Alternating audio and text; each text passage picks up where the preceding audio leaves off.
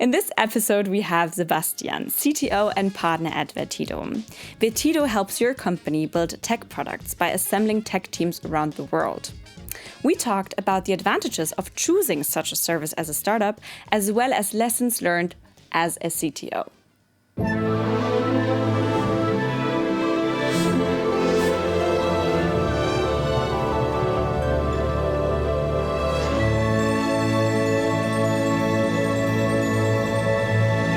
Welcome, Sebastian. Welcome to the podcast.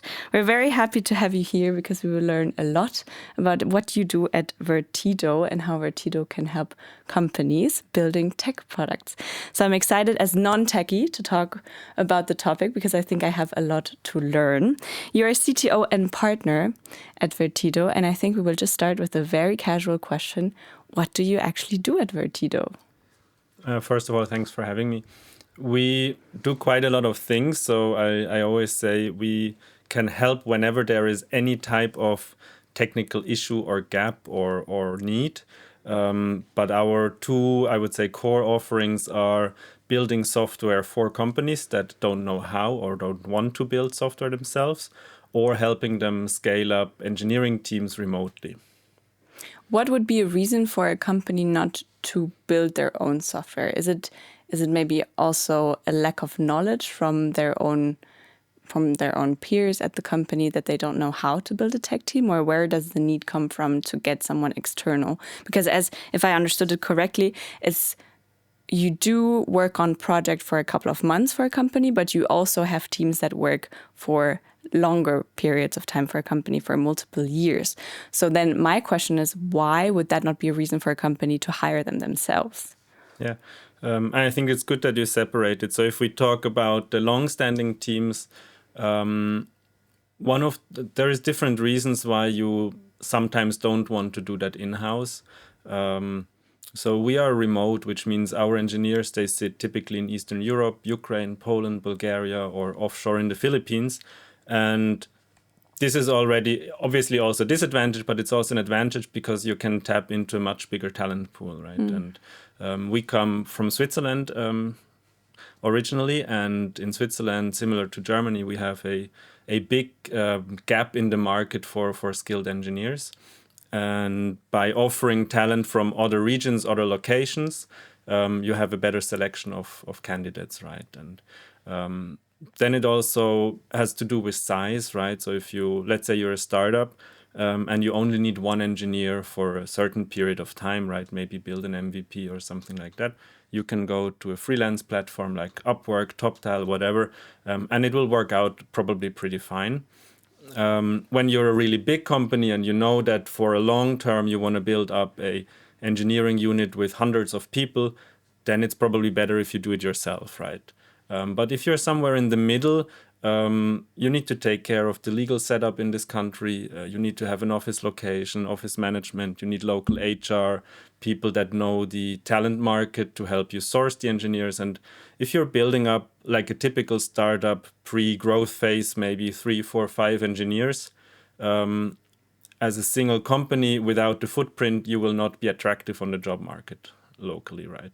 So there it makes sense to partner with a company like us that has been in this place for a couple of years, that have a reputation, that will be able to attract the right talent for you and help you manage it. You just mentioned that you work with talents from abroad. That's a very interesting topic that we will talk about in a second. But maybe let's go a step away from what you do at Vertido to a bit of a personal question. How did you end up at Vertido? I saw that you call yourself a digital entrepreneur, which I really like as a term. So I imagine that building tech is in your DNA somehow. So how did your journey end up at Vertido? By accident. These are the best stories, right? I think a lot of these stories go like that. So I started building digital products for myself during studying, basically. I had some problems with existing solutions that I didn't like, so I built my own, and some of them I publicized and some of them went quite well as well.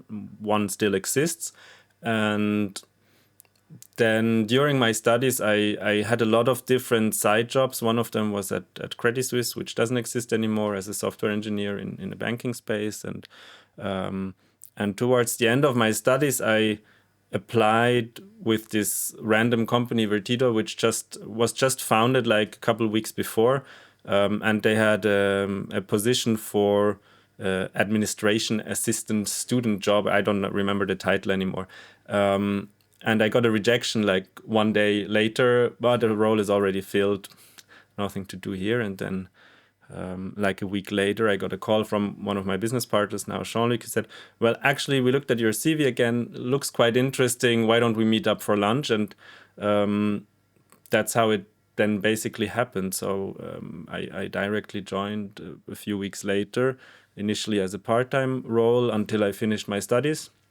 And then I joined full-time and also became a partner pretty fast afterwards. Yeah. You said you built a lot of digital products. Can you give us some examples? Do we talk about games? Do we talk about, I don't know, some software for, I don't know, it could be anything, right? Digital products are a broad space. So the only one that still exists, it's called Budget. It's a personal finance app.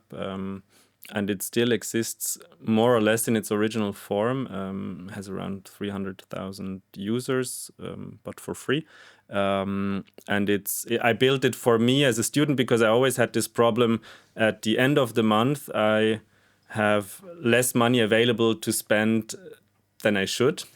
And so a casual student problem. Yeah. So I came up with this idea that I want to have an app or a platform or whatever that tells me every single day how much money can I spend today, so I still have something left at the end of the month. And so I wrote a small algorithm that calculates that if I spend more today, tomorrow I will have less available, spread across the remainder of the month with some projections and whatnot. And then more as a to challenge myself a bit, I first I had it as an Excel table, obviously, and then I said it would be nice to have an app.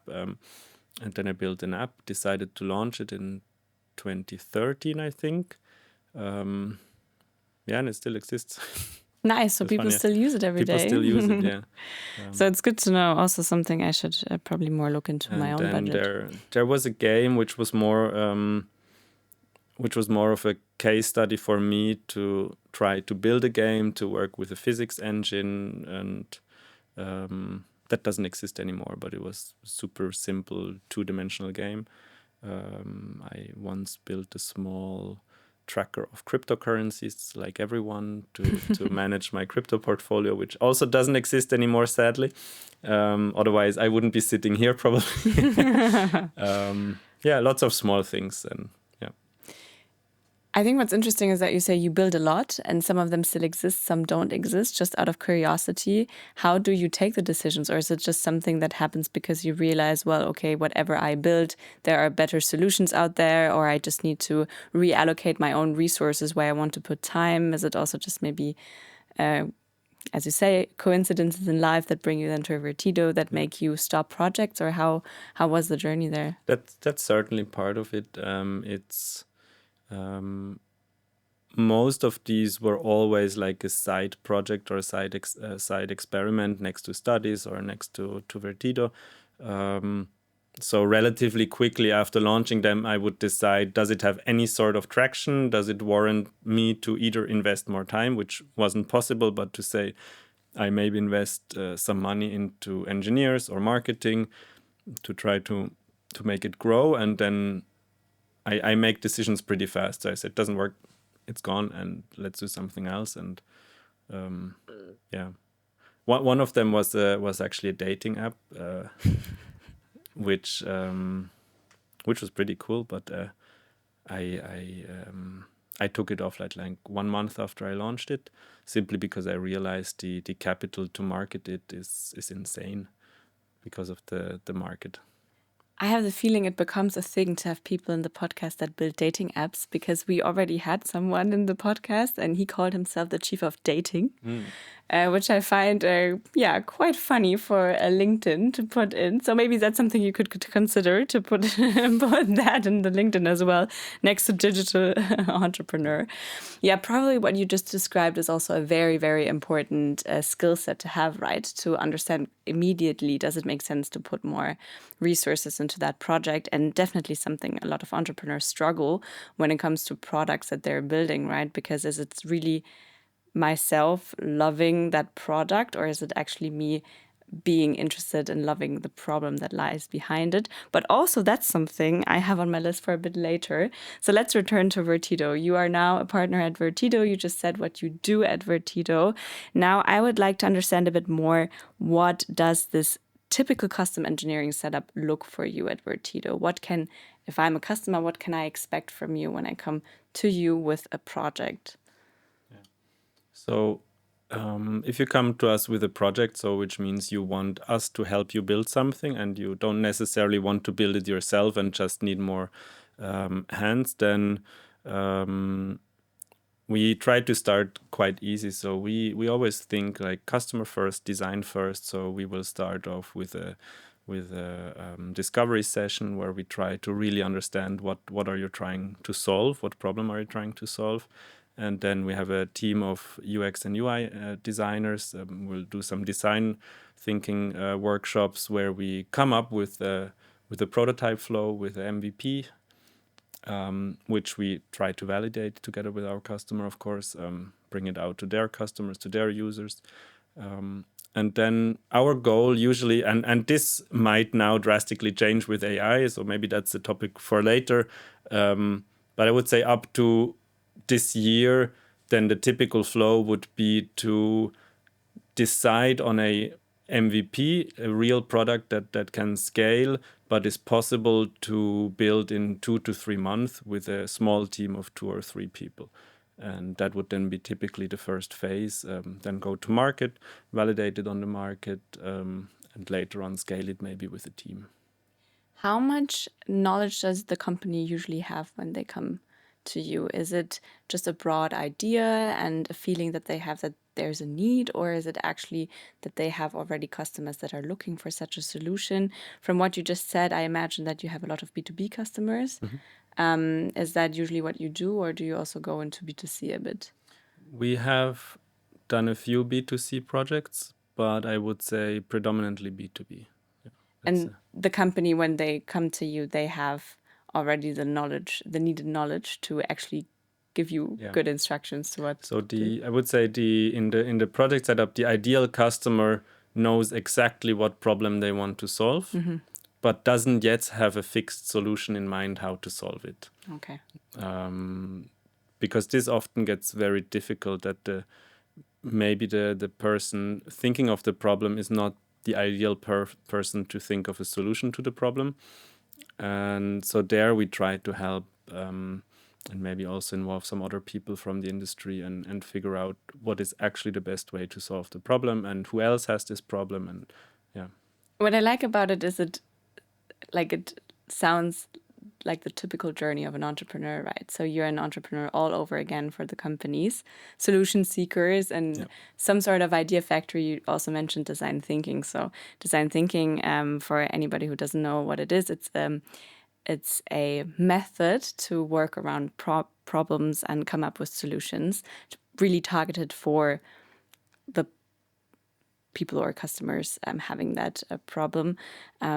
So yeah, that's actually pretty cool to hear that you're using these very, like in the research space, very, very famous and known systems for coming up with ideas and solutions.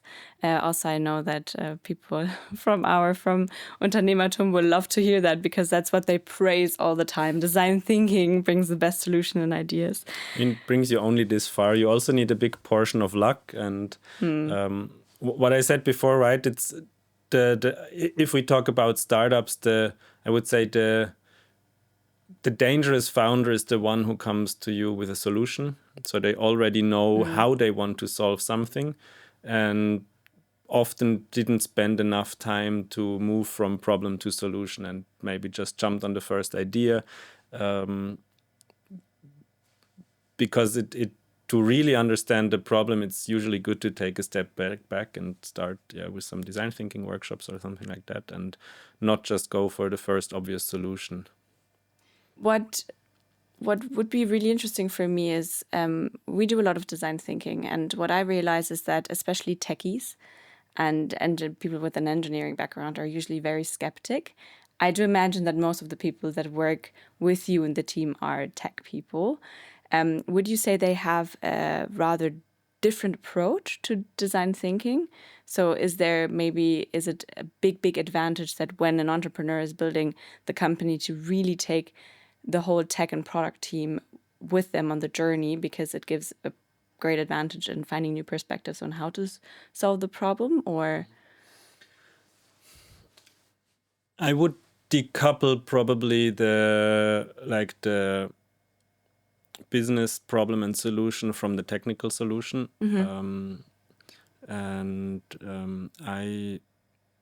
I'm of the opinion that the customer doesn't really care at all how you build the solution. So what technology, they don't care. They want to have a solution, right? And so this is where it gets tricky sometimes if you have people that are only technical in a team, especially in a founder's team, because there is a tendency to fall in love with latest technologies or solutions or whatever, and then try to somehow build a solution about the technology that you want to use, instead of figuring out let's say, a more business-oriented solution, and then just think what is the best technical tool to implement that. And so I say the tech has to follow the solution and the problem, and not the other way around. okay, so what I understand by that is that obviously when doing design thinking, the reason why I talk about it is because, as I said, it's something that is being praised by academia when it comes to teaching entrepreneurship. And I think we find us very often in that situation. Are we trusting design thinking? What are we actually looking for? And I think what you just mentioned is that design thinking helps us to really understand the problem and to define maybe also the first ideas of a solution, because the solution is really fitting to the problem then when you go through design thinking.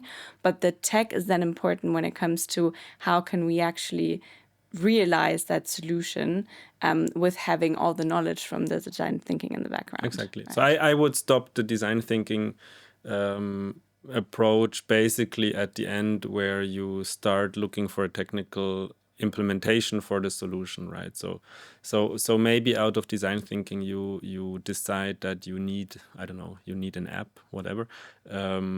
This is the moment where you then hand it over maybe to an engineering team, right? And they figure out, so how do we best build this app? What technologies do we use? How does the backend look like? What cloud infrastructure do we need, right? And but building an app should not be the first thing that goes into the design, right? So if someone comes and says, I need an app for this and this and this, then we get very critical and see, so why, right? And why do you think you need an app? And then we try to bring them through this mental model to maybe challenge that a bit, or maybe it's the right solution. But then we want to validate the thinking process behind it.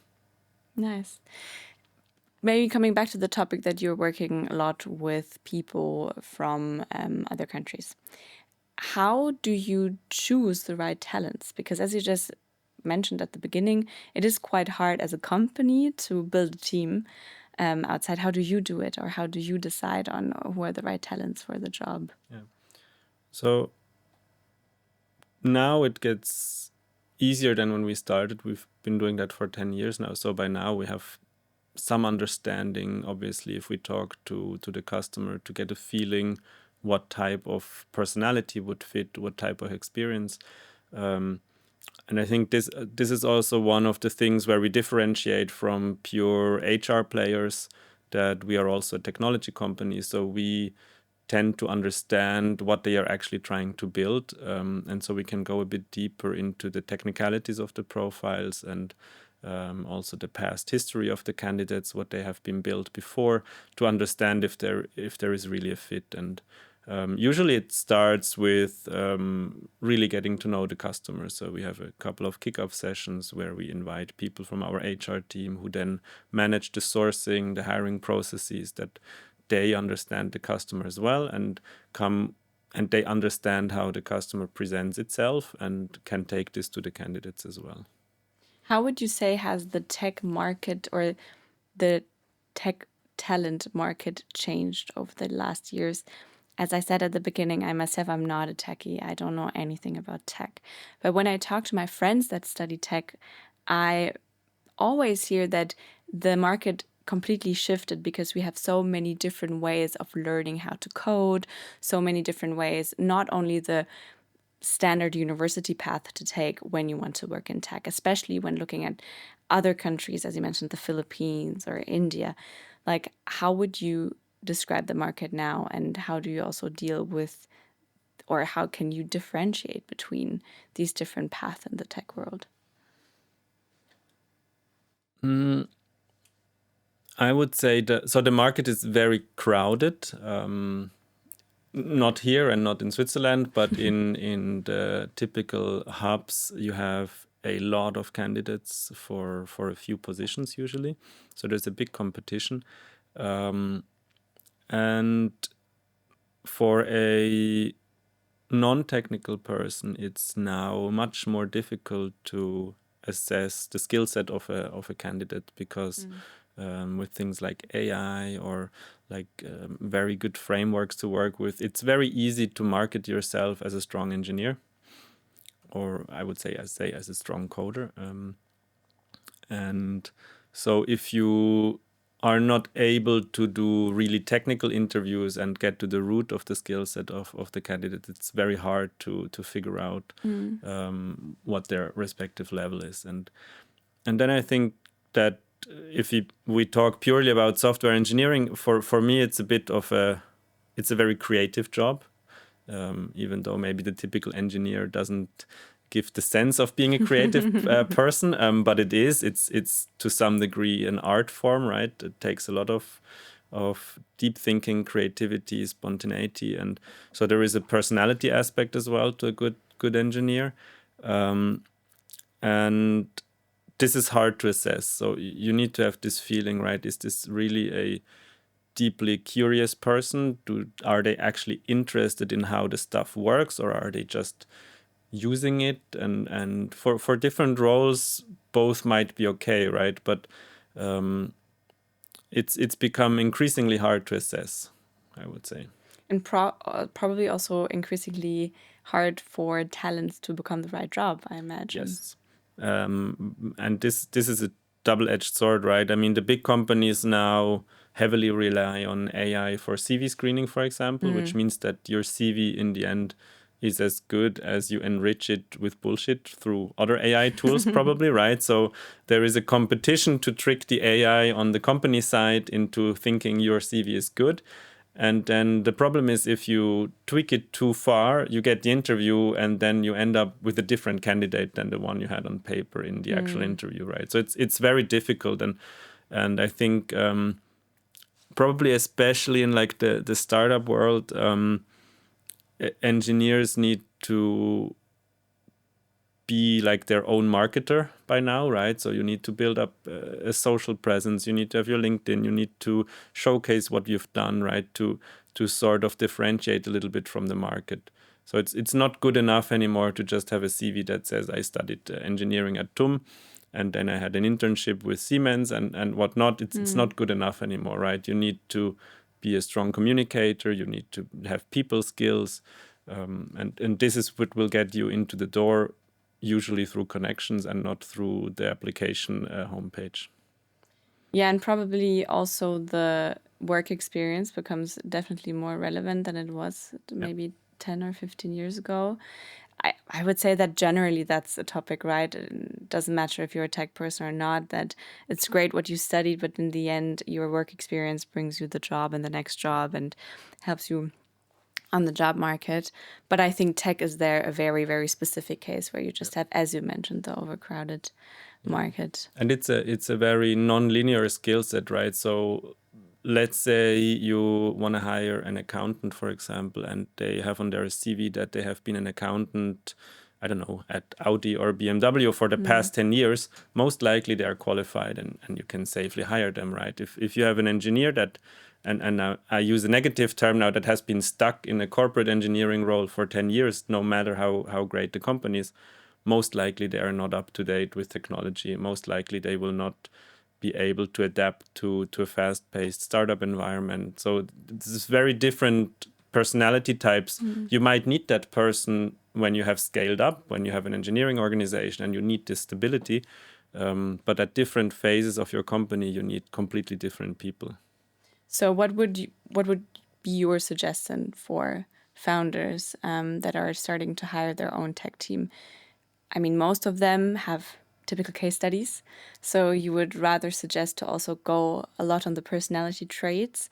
Does that tech person also bring not only the values that we stand for as a startup, but also the motivation to adapt, as you said, quickly to situations?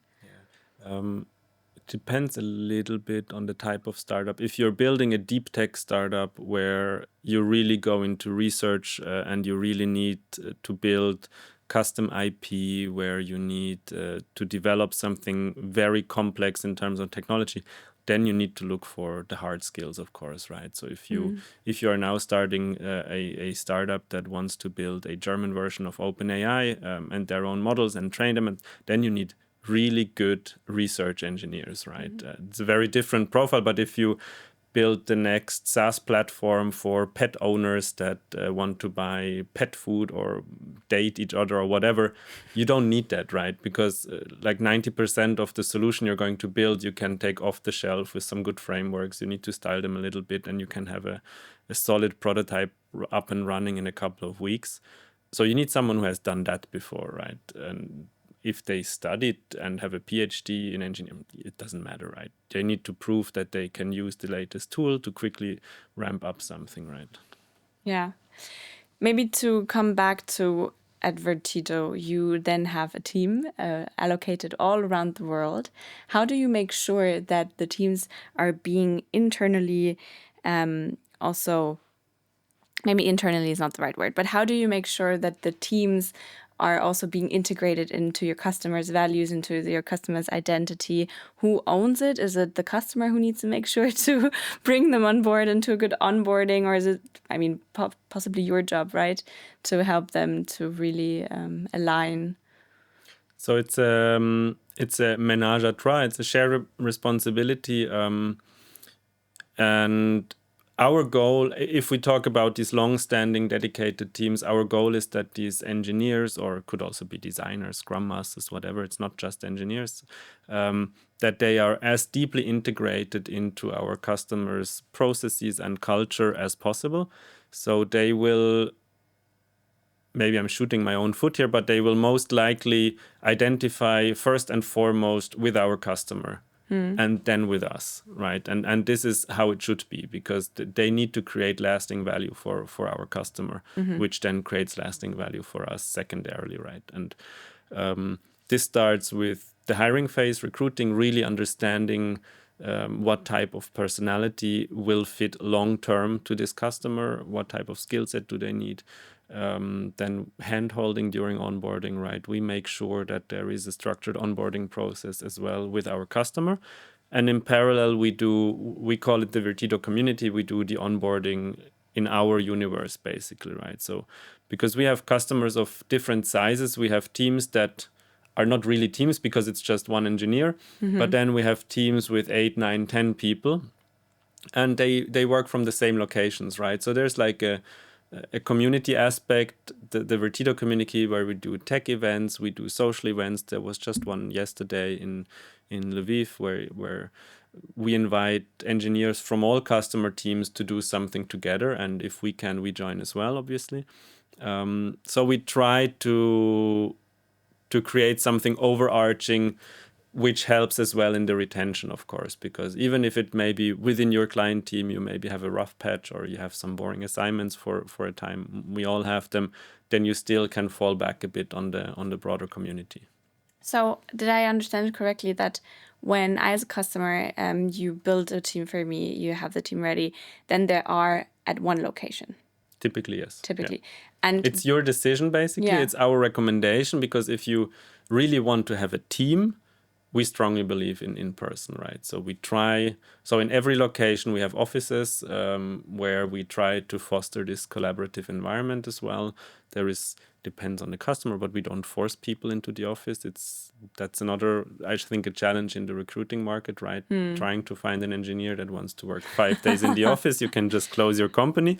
But yeah, so we have locations. So the team typically sits in one location or in one area so that they can come together if they want to, yeah. And so do companies have sometimes preferences when it comes to where their teams are located? I mean, I can imagine the Philippines, because of the time difference, is maybe sometimes also a bit rough. Yeah. Is there like preferences from companies, or I guess global companies don't really mind where their teams are? Yeah, there is preferences, right? So if we go more towards regulated industries, they will strongly prefer a European Union country. So they would prefer Poland and Bulgaria potentially, just because effectively it doesn't make a difference, obviously, but they prefer it from their internal compliance standards, right? It makes GDPR a little bit easier. It's one less paper to sign for the data protection. And especially because our main location is and still is and always will be Ukraine, there is some difficulties at the moment, of course, with the war, right? So some customers who, for example, really want to meet their team a lot or invite their team members a lot to visit here, for them maybe Ukraine is not ideal, because traveling to and from at the moment is difficult. Yeah. Okay. How are the costs for me as a company? Is it for me cheaper to have you than having internal hires? Because, I mean, I'm hiring a company to do work for me. So usually that sounds for me as if it was more expensive, but I give away responsibility, which maybe I don't want to have as a company. Depends on the region. So I would say if you build up your team in the Philippines with us, it will for sure be more cost efficient, or we can also say cheaper than if you build it up here. If you look at Poland, for example, salaries are not that different in engineering than maybe to German. So there could be a cost benefit, but it's maybe not huge. So we rather try to go in through the talent benefits, right? And it will, in this size of, let's say, 3 to 5 people, it will definitely be cheaper to use a company like us than to try to build up your own near and offshore location. Because building up the market and the sourcing and the location costs a lot of money and time and effort. And this is the part that we have already done. So we are ready to hire. If you need a team of 4 or 5 people, they can be ready in 2 to 4 weeks to start working for you. And that's the difference, right? So especially for startups that, for example, just received a large founding round and are now pressured to build the product, that's a typical place where they come to us, because they will create their job ads. They wait for 2 months. They have a few applications. The applications have 3, 4, 6 months of notice period with their current employer. So they are looking at maybe having their team ready in half a year, burning through all that VC money without building a product, right? And that's the moment where they often come to us and say, we just need to have a team. We don't find them here. We don't find them fast enough. Yeah. Also, probably visa requirements are always a big topic, since I think that startups often hire people also from abroad to come to Germany, and then you always have some freelance stories before the contract can actually start because of the visa. Yeah, 2 to 4 weeks is actually quite impressive. I don't have a feeling for that, but I would have imagined like at least 2 to 3 months. I don't know, but 2 to 4 weeks, that's very impressive. These are, so talking Ukraine, Poland, Bulgaria, Philippines, a very dynamic job market. It's a little bit like the US, where you typically have 2 or maybe 4 weeks of notice period. And because we have a very large active pipeline, especially around standard technologies that we see now with all of this AI stuff like Python engineers or so, there we have candidates ready to go basically at any time. So if you call us today and say I need a senior Python engineers, you will have your first interview with candidates next week, and then from that you maybe have 2 to 4 weeks to wait until they can onboard. Does the company do the interviews? Yes. So we do. You will get vetted candidates. So we do background check. We do HR interviews, especially with new customers that don't have an internal engineering team yet. We do a first round of technical interviews where we take some of our senior engineers in those technologies to give an assessment, and then we recommend candidates. So you get a PDF, an email, whatever, with a candidate profile, with the associated cost, with the timeline when they can start. And then you decide if you want to interview them or not, right? So we never select who is on your team. You select who is on your team. And you can tell the first 20 candidates, that's the wrong one, next. And only when you choose one and you say, this is the person I want to work with, then we hire this person on your behalf and make sure they work for you. So I have 2 questions in my mind, so I need to kind of structure them so I don't forget one of them. So one question, we haven't really talked about it, but so we haven't talked about why not building a team where you are as a company. From our conversation, I take away that, first of all, we just don't have a really dynamic market, in the sense of we just really need to wait long to hire the good people, just because we don't have 4 weeks until I can change jobs or whatever. The second thing is that we probably don't have as of a crowded talent market in Germany. So we have, as you already mentioned at the beginning, a bigger talent pool, and maybe also the cost efficiency when we talk about having a team in the Philippines. But are there any other reasons why not to build a team in-house in Germany? Because personally, I love being in the office. I love company culture. I work somewhere because of the culture. I could imagine having a whole team somewhere else, even though I'm pretty sure they have an amazing culture when you do also team events and everything, to be quite difficult and quite hard to try to really integrate them and to have them as part of, or especially in the startup journey, it's important to have people that work for the same vision, that really want to work for you. Maybe also topics, ESOPs, VSOPs, like why, like, first of all, why do the people decide in Poland, for instance, to work for you and to then work for a German startup or a startup from Switzerland, and not join them directly in their country, well, in Germany or in Switzerland? And then second of all, like, what are other reasons why I would decide to build a team outside of my office location? Yeah. So to preface that, if you can, build it locally. That's what I say, right? So if you can make it work, you find the people, maybe through a good network, or you have some co-founders that can handle that, the first choice should be to build a local team. Very, very clearly. It's just better in most regards, right? Shorter communications ways. As soon as you have a local team and you need to grow it, you already have a core culture, you have core processes, then it might be a good idea to extend as well. So very rarely would I say, is it a great idea to have your first engineer sitting somewhere completely else? But that's also not typically what we do, right? We typically have customers that already have like a small core team and they have trouble to scale it. And there could be cost trouble, it could be talent gap, it could be time pressure. But it could also be like the need for a very specific skill set that is maybe underdeveloped in a local market, right?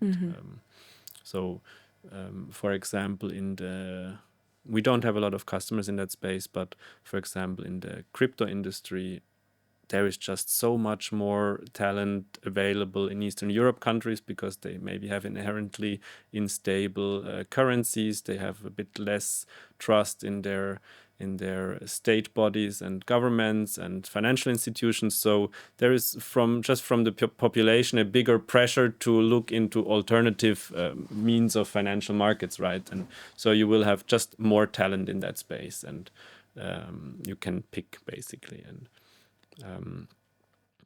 but coming back, if you can build up locally and then to scale, I think the remote setup makes a lot of sense. Okay.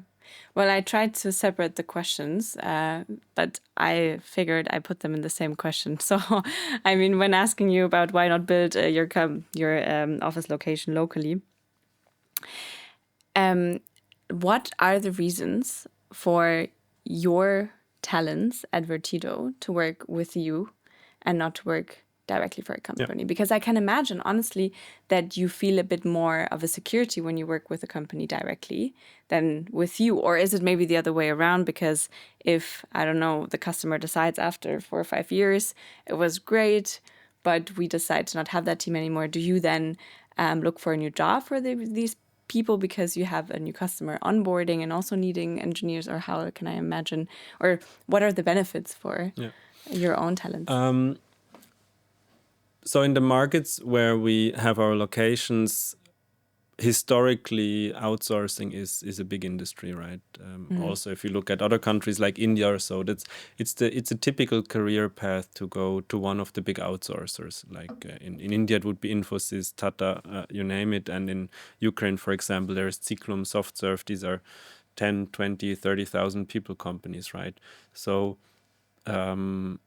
maybe there will be a shift in the future. But if we look back, when I finished studies 11 years ago, it was still like the mindset, go to a big company and then you have some sort of stability, right? And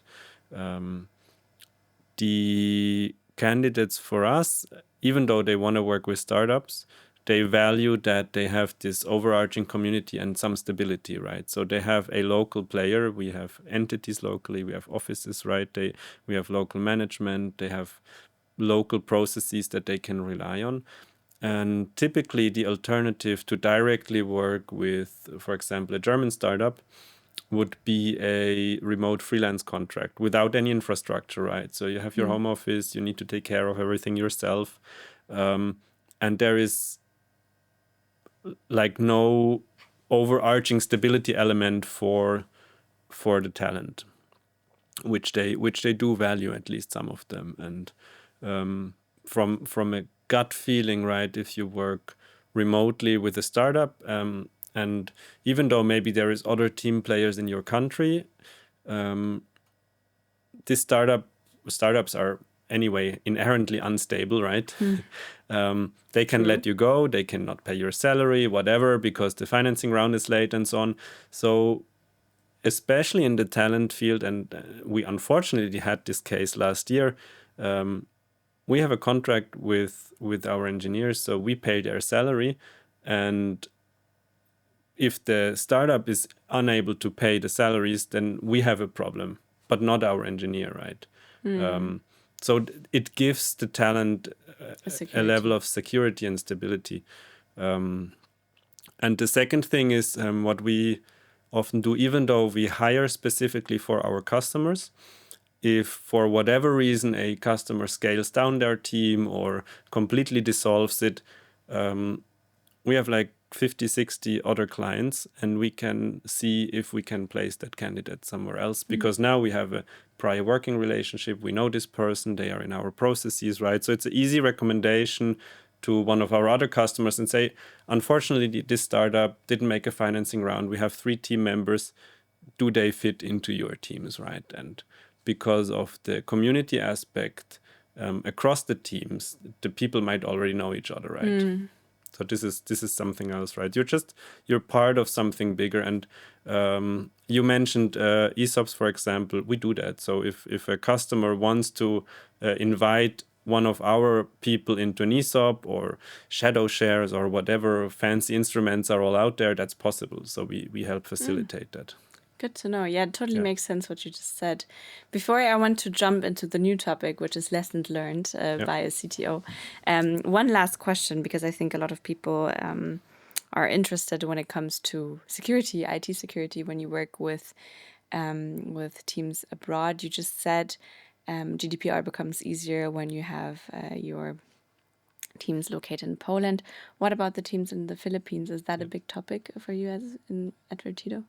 It's not a big topic. I just mean it becomes easier administratively. Yes. Right. So there is just it's a standard addendum to the contract that additionally we have to sign. to put the data protection on parity on paper, right? And in terms of work processes and actual data protection, anyway, we work according to these guidelines, right? So for us, it doesn't make a difference if someone sits here or there or there. We just have to sign an additional contract with the talent to be legally in the green. And I mentioned it before we started already a little bit. We are very flexible in the terms of security. So we have startups in consumer-facing areas where, for whatever reason, security is not the highest priority. So there we looked at everything is according to regulation, of course, and that's it. But then we have customers from financial sector or corporates which have very high internal policies, right? And so there we do all the necessary steps to match the level so that they can feel comfortable. And this could be helping our customer to bring their own devices to the engineers remotely so that they work on corporate devices in a corporate network with fixed VPN tunnels, topics like that. Yeah. So there we try to be flexible and match. We, for example, had a customer that had a specific ISO certification. So for his team, specifically, we did the local trainings. We implemented policies and processes according to this ISO certification so that his remote team would also be certifiably under this certification. Also, this again, an aspect sounds like it is a big advantage when building a team abroad to have then a partner such as Vertido, because you just know how to handle these topics. Yeah, let's move on to lessons learned by a CTO. At the beginning, we already talked about, as a tech, you fall in love with your product and not with the problem. Sounds like a lesson you learned when you started building your own product. And that is a bit like a nice... we come back to the beginning of the episode where you mentioned that it's always also a hard decision to decide to not use more resources to work on a product, because I guess it was not the product, but the problem that was somehow not identified correctly for the product to be valid on the market. Yeah. I think the goal has always to be to bring a halfway embarrassing version of your product to your customers as fast as possible, right? If you're not a little bit embarrassed by what you put out there, then you made the mistake probably, and you spend too much time to perfecting it. And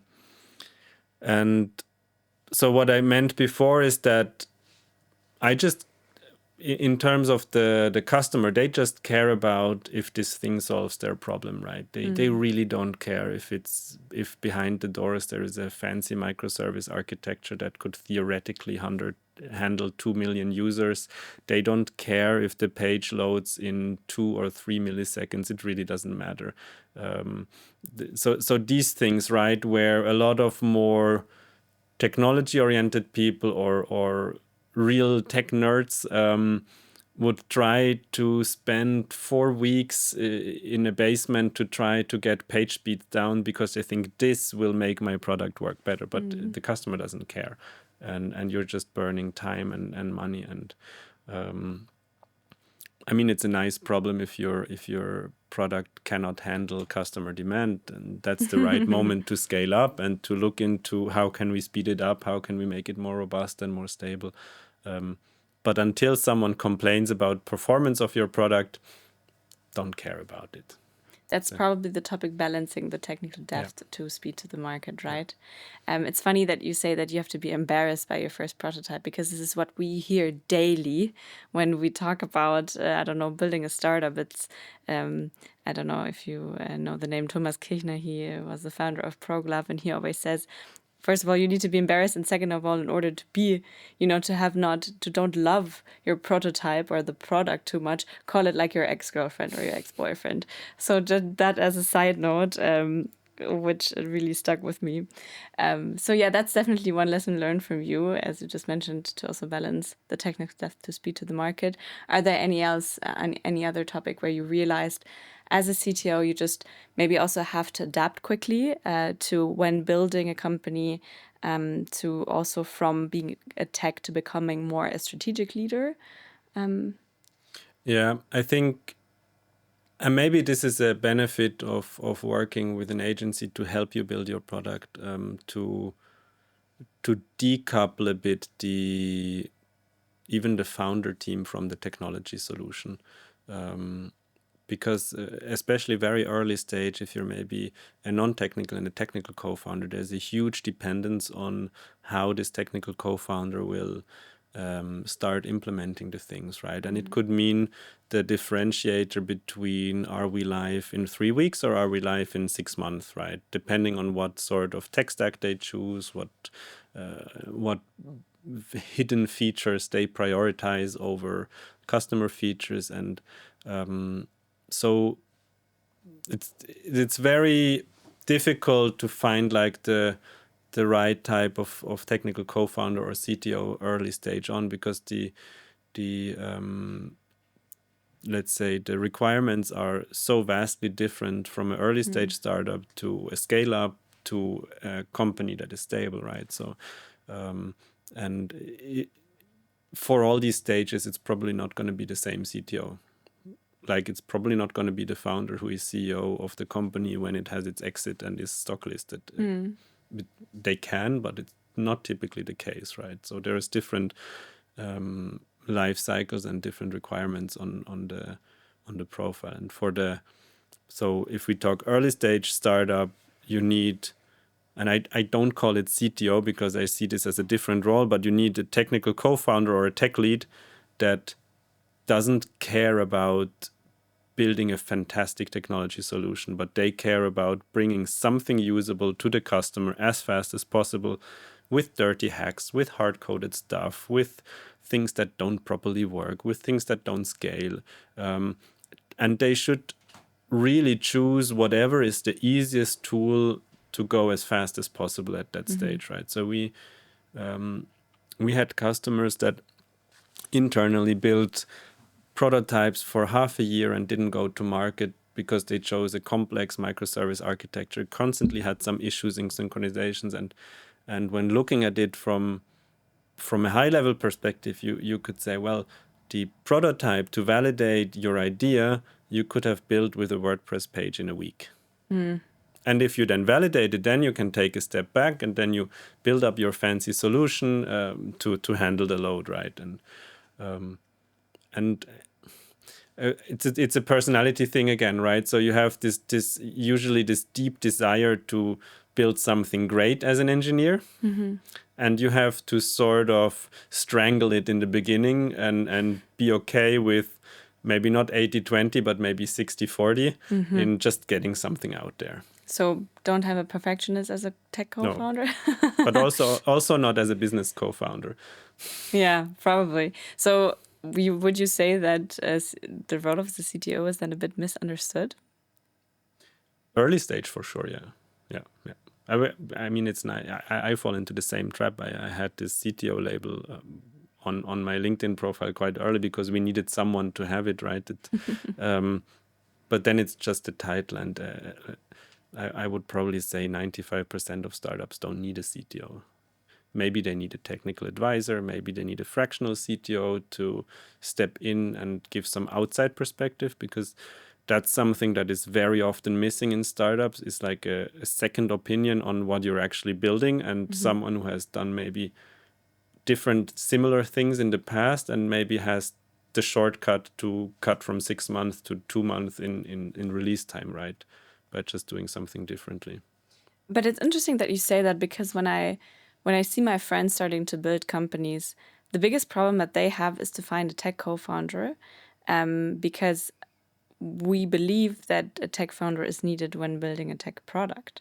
But what you say is that having someone that knows a bit tech and that can maybe also vibe code a bit, and then have a technical advisor or someone from the external to look on it, is for the really early stage enough before building then a tech team? Or is that too quick of a conclusion? I would take vibe coding out of the equation, because you're really building garbage and nothing else. Good to know. Good to know. Except if you have a really senior and strong engineer who manages the the prompt engineering of the coding environment, because otherwise it will just go phenomenally wrong at some point. And as a non-techie, you will not see where and when it goes wrong, and you will expose all your customer data or whatnot without understanding what you've built. Early stage, because it's the biggest problem. It is a problem. But I think there we need to make a decision. Are you really a tech company? And for me, or even a deep tech company, there you need technical founders that maybe have done research in that field and have where you have a competitive advantage because of your technology. And that's for me a tech startup. A tech startup is a company that has a competitive advantage because of their technology. Most companies, that's not why they have an advantage, right? Airbnb doesn't have better technology than, I don't know, Booking.com or whatever, but they have a different market niche. They have a different approach to market. They have different sales channels. But the underlying technology is not why they are successful or not. And in those cases, you need people who can build such platforms. But do you necessarily need to give them equity? No, only if you cannot afford to pay them. So you can hire an engineer, maybe give him an ESOP or so, but you don't necessarily need to have a tech co-founder that has 50% of your shares at the beginning, where you are then 100% dependent on, and if it doesn't work out, you cannot separate anymore properly, right? So I think it depends also a bit, of course, on the financial situation that you have, but maybe invest 5, 6, 7, 10,000 into a prototype that someone else builds and validate your problem. And if you validate the problem, then you maybe go and look for a technical co-founder where it matches on personality level, and you try to build up a team. So I completely misunderstood it. No, just kidding. So definitely, yes, a tech co-founder is needed. It's just the approach that the tech co-founder is taking that is important, in the sense of, I'm not building a perfect product that I'm bringing out and everybody's like, oh my goodness, that's the best code I've ever seen. But rather, okay, this is actually a product that the people need, and you need to rely on the tech co-founder to know how to prioritize and how to make sure that you're building for the company and for the customer, rather than for maybe the inner urge of a coder or the inner urge of a tech to build a great product. Yeah, I think this is something I think a lot of VCs and investors get fundamentally wrong. For most of these SaaS companies, you don't need a technical co-founder, or you need a tech team. You need skilled engineers. But you don't need a technical person in the founding team necessarily. You can build that up by hiring people, or through advisors or whatnot. But just having a technical co-founder is not important on paper, right? Before we wrap up this episode, 2 last questions. First of all, what would be your number 1 advice for anybody building right now a tech product? Anything that we have maybe not talked about yet? Make sure you really solve a problem. I would say, that's the first one. If you're not solving a problem, or if someone else has solved it already, don't build it. I think the second one would be, do your research, right? If someone comes to us with an idea they want to build, or a problem they want to solve, and without looking at it, I already know 2 or 3 other companies that have done that before, it's a very bad sign. So you need to know your market, you need to know your competitors, and then you can go for it. And the third one is, I don't know, Nike, just do it and see what comes out of it. I think if you have a solid education background, a bit of job experience or so, in our area, Germany, Switzerland, whatever, security net is so big that even if you, in parentheses, fail at your startup, you will not fail as a person. You will not die a slow death of starving, right? And so take a bit of risk and then go for it. That sounds good. And one last question: how can the people interested reach out to Vertido? Easiest is through vertido.com, our homepage, of course. Then I'm sure you will put some links into the episode through our LinkedIn profiles. That's myself, Sebastian Flückiger, Daniel Hasler, and Jean-Luc Zehnder are my co-founders and partners. And but the webpage is the easiest entry point. And as we said at the beginning, sometimes you don't need to know what the solution is, but just the problem that you want to solve for your customers. Or for yourself. Or for yourself, that's true. Well, thank you, Sebastian, for being here today and for sharing your journey with Vertido and sharing what you have learned as a digital entrepreneur. Thank you for being here and sharing. It was very nice. Thanks for having me. Sparc is proudly presented by Ripplefilm, storytelling for tech, B2B and beyond.